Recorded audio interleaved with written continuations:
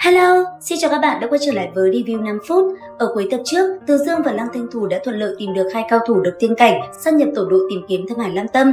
Rất nhanh bốn người đã xuất phát đi đến bờ biển Đông Sơn Hải. Triệu Bân lấy làm lạ vô cùng bởi vì Từ Dương nói hắn không biết bay, cho nên bọn họ đã ngồi trên linh thuyền để đi đến nơi thần bí kia.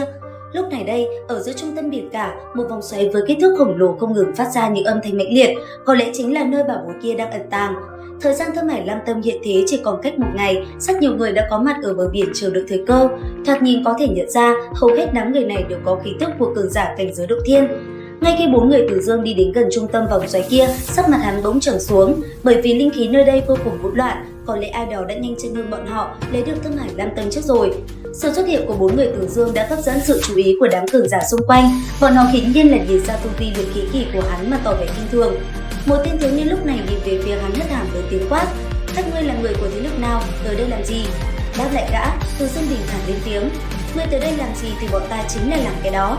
Từ thanh âm cho tới bộ dạng của Từ Dương hiển nhiên không có nửa phần sợ hãi. Ngay khi Từ Dương ngẩng đầu, trong mắt đen bắn ra một tia sát khí âm lệ. Con ngươi hắn dừng lại trước một nam tử áo đen, hắn không ngờ rằng đám người trước mắt nhanh như vậy đã lấy được nó. Giờ phút này, Triệu Bân cực kỳ khó coi, bảo bối cứ như vậy bị cướp đi, hắn thật sự không cam tâm. Càng thêm buồn bực chính là trước mắt còn đến 5 cao thủ độc thiên, hắn muốn cướp cũng không có khả năng. Triệu Bân bắt đầu thương lượng với đám người kia, hắn chỉ cần một cái lá của Thâm Hải Lam Tâm để cứu sống bằng hữu của mình mà thôi. Nhưng trong mắt 5 tên kia, gã chính là đang nói chuyện được cười. Suy cho cùng trong giới tu chân này, lời nói hiển nhiên không có giá trị bằng thực lực. Thấy đám người kia hống hách như vậy, Triệu Bân liều mạng xông lên. Lập tức hai thân ảnh lao vào nhau, khí lãng xẹt qua, kình phong nổi lên, dư chấn mà cả hai tạo ra đã ảnh hưởng đến vòng xoáy khổng lồ kia, khiến nó dâng lên một đợt sóng lớn.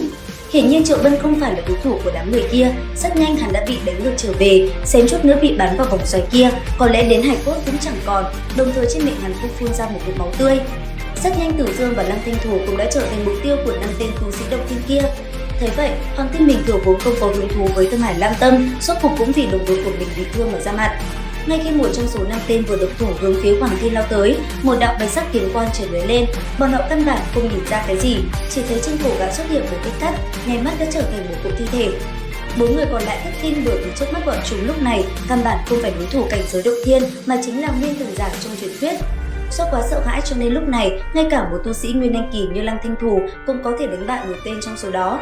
Thấy tình thế bất lợi, bọn chúng liền nghĩ sẽ bắt Từ Dương làm con tin. Nhưng không thể ngờ là còn chưa chạm vào hắn liền bị Từ Dương phóng ra kiếm lý trực tiếp mất mạng. Cách để ít phút, chắc bọn họ còn vô cùng tự tin. Giờ đây trước mắt họ, ai cũng là cao thủ ẩn giấu tu vi, thực lực chính là sâu không lường được. Lần này 5 người họ nhận nhiệm vụ của Dạ Tông chủ Hàn Ma Tông đi lấy Thâm Hải Lam Tông đem về. Những tưởng nhiệm vụ đã hoàn thành thì giờ đây 5 người đã mất 3. Nếu không đem gốc linh thảo kia trở về thì kết cục bọn họ cũng chỉ có một. Bởi vậy, dù biết Hoàng Thiên là nguyên thần cảnh, bọn chúng cũng quyết tâm liều mạng, tuy nhiên vẫn là trứng trọi đá mà thôi. Sau một cuộc giao chiến, đám Từ Dương đã thành công lấy được Thâm Hải Lam Tâm. Triệu Bân lúc này chính là bội phục đồng đội của mình vô cùng. Hắn biết Từ Dương che giấu tu vi rồi không nói, ngay cả lão đầu Hoàng Thiên vậy mà đã làm nguyên thần cảnh rồi. Hôm nay không có bọn họ, cái mạng hắn e rằng bỏ ở đây rồi. Thấy Triệu Bân kinh ngạc như vậy, Từ Dương rốt cuộc lên tiếng. Hắn không phải nguyên thần cảnh giới tu giả, chỉ là tu vi động thiên cảnh có thể chất đặc thù mà thôi. Hoàng Thiên nghe xong càng thêm kinh ngạc, lão nhìn Từ Dương gật đầu khẽ cười. Tiểu hữu xác thực không đơn giản a, tùy ý nước mắt một cái đã nhìn ra ranh giới cuối cùng của ta rồi. Triệu Bân từ kinh ngạc bắt đầu chuyển sang hoài nghi nhân sinh. Lúc đầu hắn vốn cho rằng mình là người mạnh nhất trong cả đội, không ngờ ai nấy đều lợi hại như vậy. Lúc nàng điếng qua gốc linh thảo được gọi là Thâm Hải Lam Tâm, hắn ngỏ ý muốn xin một chiếc lá để cứu mạng phu nhân của mình. Lão đầu Hoàng Thiên không hứng thú không nói làm gì, nhưng mà sắc mặt Từ Dương lúc này trầm xuống. Thông qua quan sát hắn phát hiện Lâm Hải Lam Tâm đã bị tổn thương, linh hồn của Bạch Liên Tuyết quả thực ký sinh trong này cũng bị tổn hại nghiêm trọng. Hắn đương nhiên không thể đồng ý giao cho Triệu Bân Thâm Hải Lam Tâm dù chỉ một chiếc lá, nhưng mà Từ Dương cũng khẳng định có cách cứu sống phu nhân của hắn.